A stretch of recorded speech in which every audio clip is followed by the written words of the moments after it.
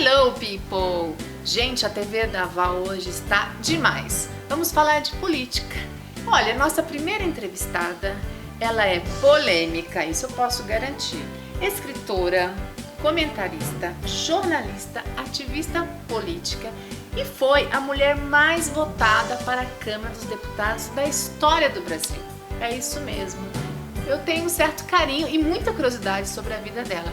Estamos falando de Joyce Hasselmann. Uau, essa mulher vai dar o que falar. Olha, vamos ouvir muito sobre ela. Mas antes, espera aí, você tem que tocar o sininho, você tem que se inscrever. TV da Val, né, gente? Essa entrevista, ó, tô até arrepiada. Vai dar o que falar. Espera aí.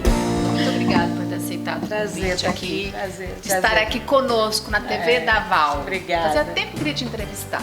Primeiro que ela é paranaense como eu, gente. É pé vermelho. É isso mesmo. É. Paranaense do interiorzão do Paraná, é VIP. Não, Vim do interior do Paraná. Exato. É isso. De Ponta Grossa. É, pra realmente ajudar a mudar esse país aí, ajudar a fazer história na política brasileira. Que você foi a única, até agora, a ser presidente que o Bolsonaro te colocou como a primeira mulher em mulher. primeiro mandato a comandar a liderança do governo no Congresso Nacional. E o Congresso é uma coisa muito complexa, porque não é liderança nem na Câmara nem no Senado, mas na união das duas casas. Que é mais difícil ainda. Claro, você está lidando... Primeiro que são casos totalmente diferentes, né? O Senado é aquela coisa... Os senadores, muitos já foram governadores, prefeitos, deputados. Muitos anos. Muitos anos. E veja, meu sobrenome não é Calheiros, não é Sarney, entendeu? Não é nem Bolsonaro. Meu sobrenome é Hasselmann. Então, assim, meu primeiro mandato, né? Mesmo o Jair, por exemplo, sendo presidente agora, mas ele teve 28 anos de mandato na quase Câmara. 30 anos ele tá lá sendo um político. Então eu cheguei lá. Primeira vez, tipo, cheguei. Chegou né, caiu de paraquedas e já veio essa responsabilidade. E no começo todo mundo achava assim, poxa... Como foi enfrentar esses homens que estão lá há tanto tempo, hein? Então, depois alguns líderes confessavam pra mim o seguinte, quando houve a nomeação, e foi uma escolha que envolveu o presidente Bolsonaro, o presidente da Câmara Rodrigo Maia e o presidente do Senado Davi Alcolumbre. Porque eles precisavam de alguém que conseguisse conversar com todo mundo e também com o presidente. Aí, quando veio a nomeação, alguns deputados falaram, não, agora o governo acabou, porque ela é doida, ela vai brigar com todo mundo, ela vai... E obviamente que em 48 horas você vê como a política funciona. Então eu cheguei e falei, bom, se eu não conseguir aqui conversar e engolir sapo, eu não vou conseguir fazer nada pelo Brasil. Tem que engolir então, sapo, eu aprendi a arte extrema, assim, a fina arte de engolir sapos. E consegui tocar a liderança do governo no Congresso e entregar a reforma da Previdência, que era a minha meta, com 379 votos dentro da Câmara dos Deputados, o que é um recorde. Que meta, né? Porque até hoje, quantos presidentes já passaram, quantos governos e a gente não conseguiu aprovar essa bendita lei da Previdência, que é necessária para... Senão, gente, ufa. Mas olha, independente disso, você teve muitos... Você já foi a Bolsonaro de saia. Você mesmo, tipo, como é que fala? Não, o pessoal, assim... Ou foi as outras pessoas falando? Não, o pessoal da esquerda, né, os esquerdinhas, começavam, às vezes, para querer me agredir, me xingar, né, dizer que eu era muito dura, muito de direita, que eu era Bolsonaro de saias. E aí, a melhor coisa é você não dar bola e fazer piada consigo mesma. Aí eu comecei a dizer, falei, não, eu sou mesmo, Bolsonaro de saias. Assim, de olhinho com cílio postiço, cabelinho, loira, assim, né? Ó. E aí acabou que isso foi parar na manchete de jornal e tal, mas claro... Sou a Bolsonaro de saias. Eu tenho muitas diferenças com o presidente e também muitas semelhanças na pauta. Até já tivemos mais. Hoje a gente tá meio estressadinho com o outro, assim, mas daqui a pouco você resolve. Não, com ele não, mas com aqueles três patetas, eu não quero saber daqueles filhos. Não dá. São os três patetas da República, não tem condição. Um tá encrencado lá com a investigação, não sei das quantas, o outro só fala besteira lá, o fritador de hambúrguer, que queria ser embaixador. Aí o outro lá, quantas crises causou no governo, pegando o Twitter do pai, escrevendo. Cansei, eu fiquei o tempo todo, eu falei desde a transição, eu falava pro presidente, tranca esses moleques no banheiro e toma o celular. Dá 3 tapinhas na traseira. Mas aí você tá falando pro pai, não é só pro presidente. Aí que tá o problema. Pois é, mas aí é o seguinte, você não pode colocar 3 filhos acima de uma nação. Você fez uma opção. Verdade. E quando você faz uma opção, então, você quer ser só pai? Não consegue, né? Entender que a nação, nesse momento, é maior do que qualquer coisa, então não venha, né? Não sabe brincar, não desce pro play. Então, mas isso eram discussões quase que diárias minha com o presidente. Mas agora teve uma discussão muito maior, você perdeu muitos seguidores por vocês, entre aspas, você continuou no partido do Luciano Bivar. Sim. Você continua no Continuo no PSL. As pessoas começaram a falar que você foi anti-casaca, que você cuspiu no prato e comeu, né? Você ouviu de tudo, toda bobagem que você pode imaginar. Que você estaria, tipo, de Bolsonaro de portas fechadas pra você. Então isso não é verdade ou vocês estão estremecidos somente? Veja. É porque você é político não pode estar de portas fechadas. Não. Hello? E assim, eu tentei explicar isso pro presidente quando começou essa confusão com o PSL e ele tentou forçar com que o filho virasse líder, né? Eu disse, presidente, só vai conseguir. Ele conseguir. estava forçando isso? Tava. Então, Joyce, então essa coisa de que Bolsonaro estaria com as portas fechadas pra você, não, vocês estão estremecidos. Não tem nem como. Não, assim, não o governo não pode fechar as portas para quem é uma das principais representantes de um partido que tem mais de 50 deputados. Óbvio. Mas meia dúzia, uma dúzia e meia vai para outro partido. Esse partido novo não existe. Não existe. Não existe. Não foi criado. Então isso aí é meio que uma enganação que foi plantada e o presidente precisa de todos os votos e nós precisamos trabalhar pelo Brasil. Eu alertei o presidente à época em que ele tentou forçar a barra para colocar o Eduardo líder que não ia dar certo. Que a única coisa que ia se conseguir era dividir o partido porque os meninos realmente fazem muita lambança. Eu sabia que isso ia acontecer. Eles são inexperientes ainda. Não, eles são inconsequentes. E aí conseguiram dividir o partido, que é o PSL, né? Ficou um grupo pra lá, um grupo pra cá, e se plantou essa coisa de esses são a favor do Bolsonaro, esses são contra. Isso é uma mentira. Ninguém aqui é a favor de alguém 100% se esse alguém mudar aquilo que prometeu. Nós somos a favor de pautas. Enquanto o presidente defender as pautas que foram defendidas na época da campanha, nós estaremos juntos. Pronto, acabou. Eu vou ajudar o presidente até o último dia, mas não vou passar a mão na cabeça dos moleques. Já deu. O Brasil tá por aqui já disso. O Brasil elegeu um presidente e é ele que tem que governar. Você tem toda a razão. Então, assim, você me falando isso, você acha que o Bolsonaro ainda está deixando um pouco a desejar? Ele tá sim, porque ele precisa entender que o cargo dele é o cargo máximo desse país e que ele tem que construir essa função de estadista. Ele precisa entender isso. Ele não é nem lobista de filho, nem para ficar indicando filho para cá ou para lá, não, ou para ficar tentando fazer negociação com o Supremo, não pode fazer isso. Ele é um estadista, né? Então, acho que ainda tem jeito. Ele andou fazendo umas autocríticas hoje, inclusive, dizendo, olha, tem muita coisa que realmente eu não sei. Eu até me surpreendi. Eu falei, opa, né? É bom, né? Tá começando a cair a ficha. Os né? filhos dele, tanto o Eduardo como os outros filhos dele, já chegaram a te atacar? Mas muito. Mas assim, pessoalmente, chegar e falar? Porque eles são estourados, né? Alguém tem coragem? Alguém tem coragem, não. Você acha? Aquilo lá é tigrão de computador, tigrão assim do tecladinho do WhatsApp. Fizeram uma campanha, né, na internet, tentando me atacar, que gerou aí até uma leva de seguidores que deixaram de me seguir. Você ficou chateada com isso? Não fiquei, porque eu até brinquei, eu falei, nossa, de 6 milhões eu vi que fiquei só com 5 milhões e meio. Nossa, tô super chateada. Me poupa, né? Me poupa. Tá na chuva é pra se molhar. Né? Tem outras. Seguidor vai, seguidor vem. É eu perco 1 milhão de seguidores, mas não perco a minha dignidade. De jeito nenhum. Mulher de fibra, gente. É isso aí. Agora vem cá. Estão falando aqui que você pensa em ser prefeita de São Paulo. Você tem planos pra isso, é verdade? Então, não nasceu de mim esse plano. Não? Não. Nasceu do partido. Não. Você é amiga do Dória? Muito. Sou amiga do João, de antes da política. Tá. Não mistura as coisas. O João tem um candidato, o candidato dele é do PSDB, ele é do PSDB. Eu até andei dando umas cantadas lá atrás no João pra ele sair do PSDB, ele acabou ficando. Falei, venha pro PSL, tentei trazer ele pra cá. Tá. Mas hoje o partido entende que precisa lançar um candidato em São Paulo. E eu tenho muito medo que a esquerda volte para a Prefeitura de São Paulo. Então, assim, para mim é muito mais confortável ficar em Brasília, numa agenda nacional, ajudando a tocar o Congresso, porque independente de liderança ou não, eu acabo liderando de qualquer forma. A hora que a gente quer paralisar, a sessão paralisa, quer tocar a sessão, a gente toca. Você tem um poder já, né, adquirido. Então assim, eu acabo tocando as coisas de qualquer forma. Tem essa vontade ou esse... Não é uma vontade, é uma responsabilidade. Com São Paulo. Com São Paulo e com o Brasil. Porque, veja, a Prefeitura de São Paulo é a maior máquina municipal do país. Sim. Se a esquerda voltar para a Prefeitura de São Paulo, o que eles sabem fazer de melhor é usurpar a máquina pública e usar para si mesmo, né, dentro da umbigocracia da esquerda. Então, se a esquerda volta, pode ser PT ou pode ser outro partido, tá? Porque eles na hora de fazer o mal, eles se juntam. Nós vamos pavimentar a volta de um candidato ou de esquerda ou de semi-esquerda para a presidência da República. Eu tenho muito medo disso. Então, por responsabilidade, eu mantenho uma pré-candidatura pelo PSL.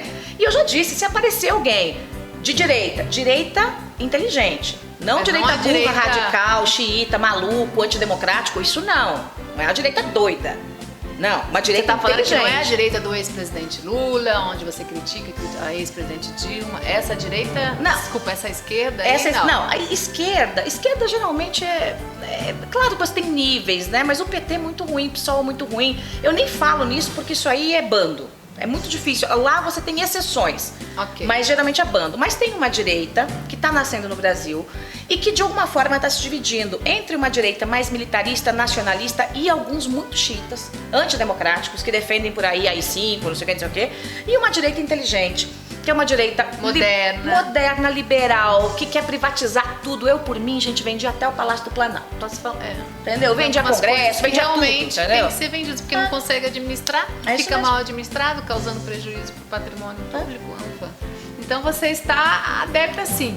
E olha, firme você, e forte. Pelo que eu sei, você pensa em ser presidente do nosso país. Então, você tem esse desejo, essa vontade, é o seu plano, enfim, é de carreira para sua vida? Não, tudo é uma questão temporal. Até alguns meses atrás, alguém me perguntou, você quer ser candidata a presidente? Mas perguntou nessa eleição. Não, gente, nessa eleição óbvio que não. Acabou de entrar. Não, claro que nessa eleição não. Aí numa outra entrevista alguém me perguntou, você sonha em ser presidente? Eu não sonho, mas seria uma honra. Eu tenho 41 anos, eu tenho tempo de vida, eu tô à disposição. Se tudo der certo, eu tenho tempo de vida, né? Vai trabalhar para isso? Eu vou trabalhar pelo Brasil. Então você vai trabalhar para E aí o povo... sonho, de repente... O povo vai me dizendo, vai pra cá, vem pra lá, agora é prefeita, é governadora, é senadora, fica aí como deputada. Ou então vai pra casa, o povo decide. Mas eu tô à disposição, não tem um plano, né? Entendi. Mas é claro que quando eu penso em ajudar o país, né? E a gente pensa a longo prazo, os bons nomes têm que se colocar à disposição. Muito bem. Falando em bons nomes, mudando um pouquinho, você fez aqui, que eu achei muito bacana, você fez uma biografia do nosso juiz Sérgio Moro, paranaense também, intitulada Sérgio Moro, a história do homem por trás da operação que mudou o Brasil. E que te levou acho que todos os brasileiros hoje conhecem o nosso ministro Sérgio Moro, né? O Sérgio Moro é pop. O que te levou? Você é amiga dele, da família, já há algum tempo? Eu sou apaixonada por eles, né? Por ele, pela Rosângela, gosto muito deles. O que eu quis fazer? Eu quis mostrar um pouco para a população brasileira quem era esse homem por trás da Operação Lava Jato, mas o menino que estudou em Maringá, que adora revista em quadrinhos, que adorava super-heróis. Então, assim, pra população mesmo conhecer um pouco da intimidade. Tu não acha que ele é muito sesudo, né? Ele é tímido. Né? Tímido, ele né? é tímido, não é sisudo, ele é tímido. Mas ele passa que ele nunca sorri. Eu brinco com ele, eu falo, faz aquela cara blasé, Sérgio Fernando. Porque ele sempre tá com aquela carinha dele, né? Mas ele é muito tímido. Diferente da Rosângela, que tem um jeitão mais despachado, eu dou muito bem com ela é maravilhosa. Então eu quis mostrar esse Sérgio, esse menino, né? Quem eram os pais dele, onde ele estudou, como é que foi a infância, adolescência, juventude, como é que ele entrou na carreira de juiz. Eu quis mostrar a história do nosso herói. Não, muito interessante. Muitos brasileiros até sonham em ter o Sérgio Moro como hoje, sei lá, de repente até um presidente da República. Moro!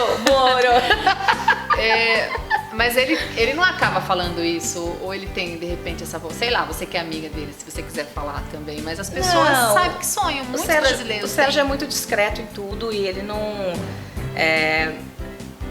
assim, ele tá dentro do governo, então ele jamais tocaria num assunto desse. Ele é ministro do governo. Mas o Sérgio é um juiz nato. Então, assim, ele tá naquele quadradinho de juiz, é o que ele gosta de fazer. Eu acho que Claro que se ele quisesse, se ele dissesse sim para essa oportunidade, ele seria eleito no primeiro turno no Brasil.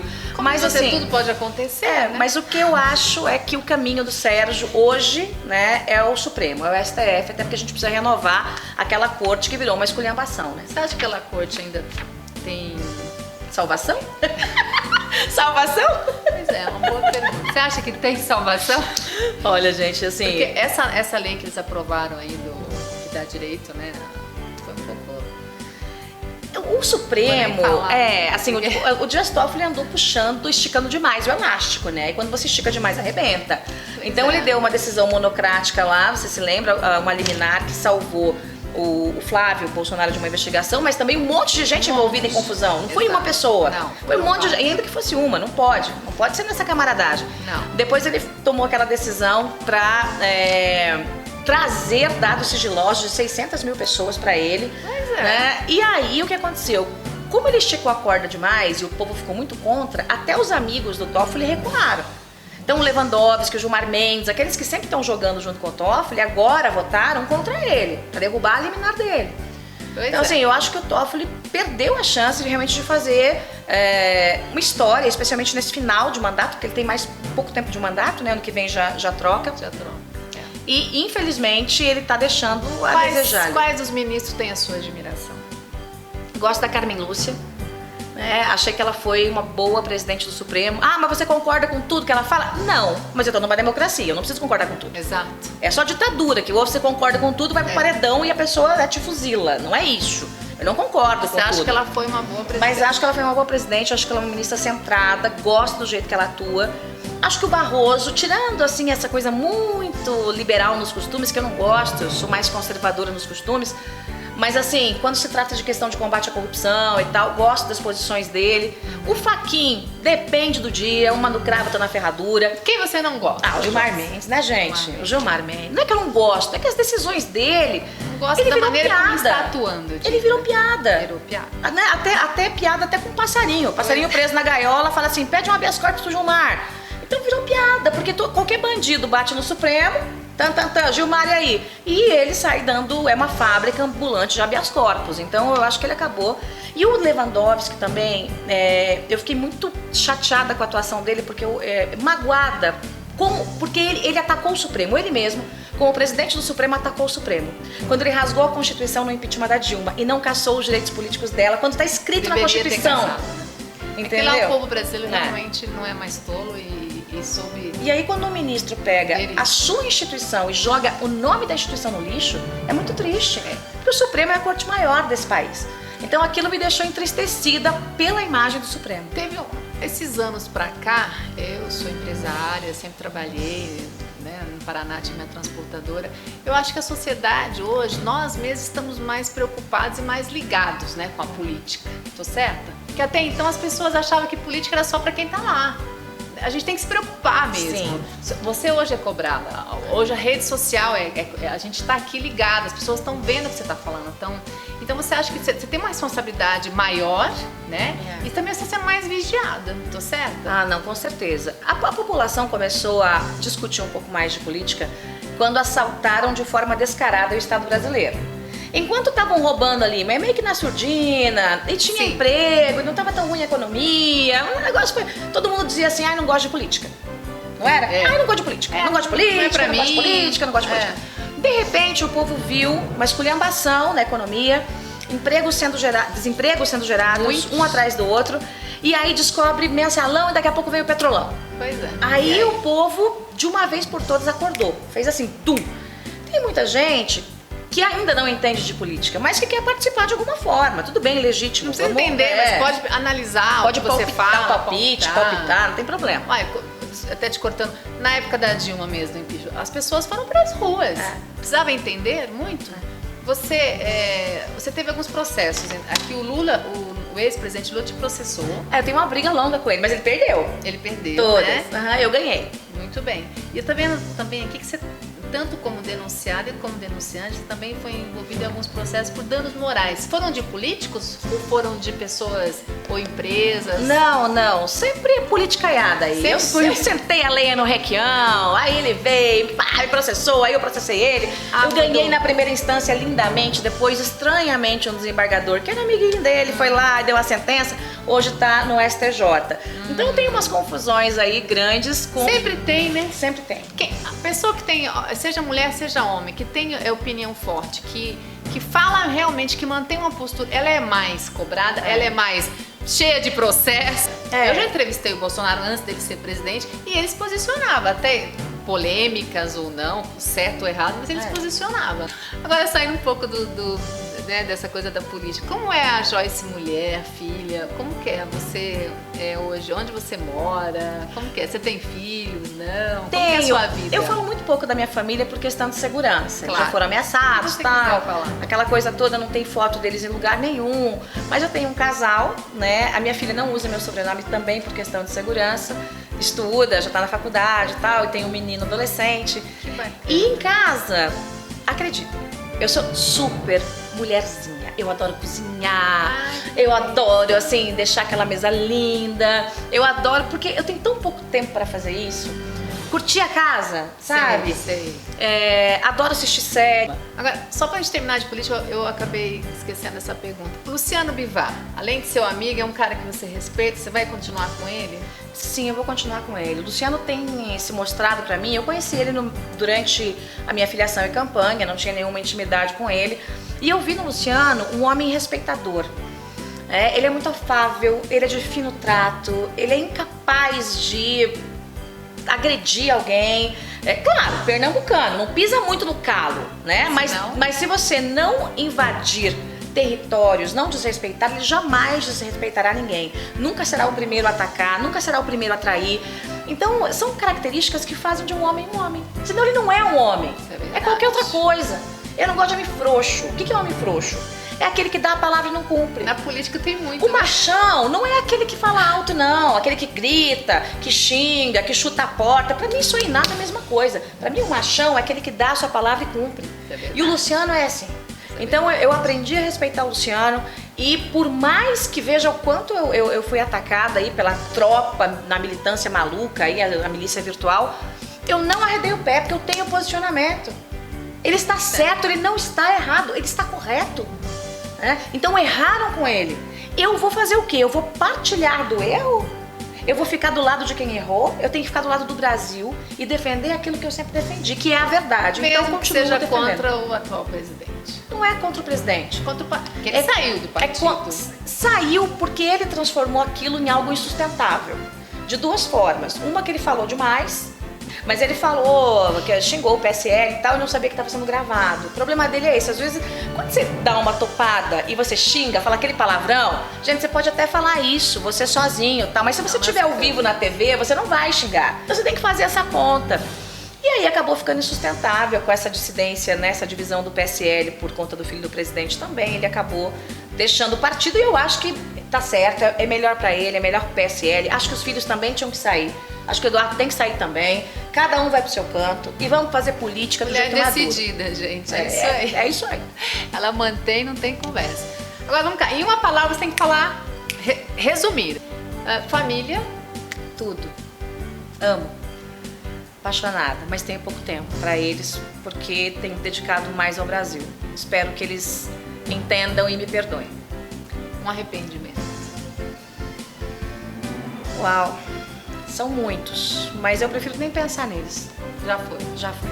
Passado. Uma grande alegria. Ser a mulher mais votada da história desse país na Câmara dos Deputados, em primeiro mandato. Uma grande tristeza. Infância é uma coisa que ainda, sabe, tem umas coisas ainda que eu tenho que me acertar com meu pai, aquelas coisas todas, mas a gente se acerta, né? Eu tive uma infância muito... Os pais são separados? São. Eu tive uma infância muito difícil, muito complicada, aquela coisa. Então, assim, às vezes, quando você volta lá pra trás e repensa algumas coisas, dá uma tristezazinha no coração. Sofreu quando eles se separaram? Não é a separação, não. É muito pior do que isso. É violência doméstica, aquelas histórias que muita gente tem, mas foi punk na minha casa. Então, assim, difícil, mas eu superei tudo isso. Eu prefiro não pensar muito para não voltar pro passado. Então, minha mãe fala para mim assim, Joyce, enterre o passado, vai embora. Você já perdoou? Já perdoei. Só que, obviamente, quando você lê, perdoar não é você... Não, gente, isso. perdoar não é você ter um ataque de imbecilidade, é você se transformar num vegetal e não pensar, não. Perdoar é você não ficar arrastando aquela pessoa com você, mas não significa que você ficou, teve um ataque de amnésia. Perdão não é amnésia, são coisas totalmente diferentes. Um sonho... Continuar servindo o meu país, do jeito que o povo quiser. Muito bem, como nós estamos na época do Natal, para finalizar aqui, gostaria que você deixasse aí uma mensagem de Natal para todos os seguidores aqui da TV da Val, para todos os brasileiros, porque eu acredito no Brasil, eu acredito no povo brasileiro. Eu viajo o mundo inteiro e eu sei a diferença do nosso povo. O nosso povo é um povo lutador, é um povo quando quer ele é unido. E eu gosto de ver pessoas que têm opiniões, às vezes erram, porque ninguém é infalível, o ser humano é assim, mas que tem no coração a vontade de fazer a diferença. E eu vejo isso em você. Então, aproveitando aqui o clima natalino, a nossa árvore aqui, deixa uma mensagem aí para os brasileiros. Eu espero que nós tenhamos de presente aí, de Natal, um país melhor, né? Nós conseguimos avançar durante esse ano, não tanto quanto eu gostaria, é bem verdade, mas nós avançamos muito.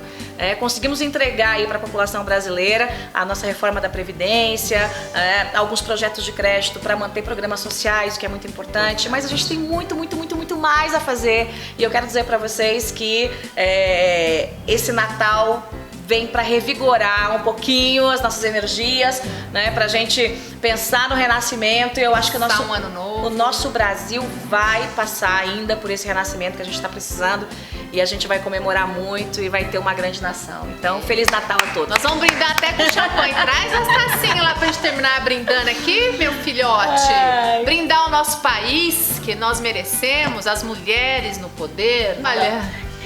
Quem sabe, meninas, menos ciúme para o ano que vem. A gente é mais feliz assim. Um brinde pra vocês. Beijinho, espero que eu tenha gostado, gente. Tchau, gente.